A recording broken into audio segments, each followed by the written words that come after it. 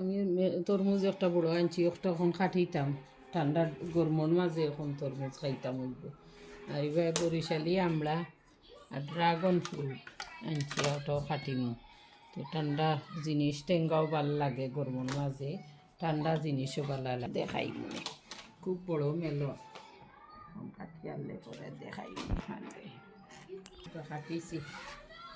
Melon তো বড়।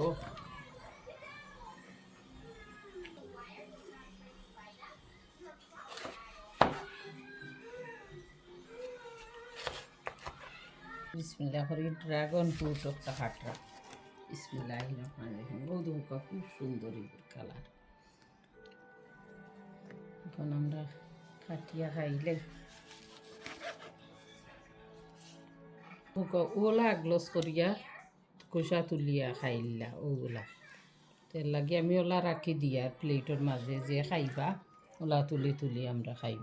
খুব সুন্দর হয়েছে, কালারও সুন্দর। আর একদিন আনিয়া খাইছিলাম, খুব সুস্বাদু হইব, মজাও হয়।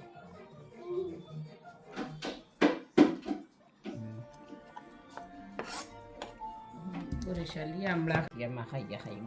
বরিশালি আমড়া কাটতে চাইলে কাটতে পারবাই, গুনার কাটরাম না, ওলাও খাইলি।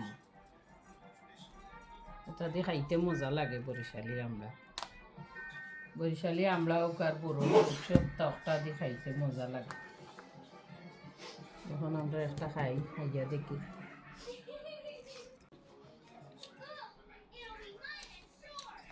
ওকে, ভালো থাকো। Thank you.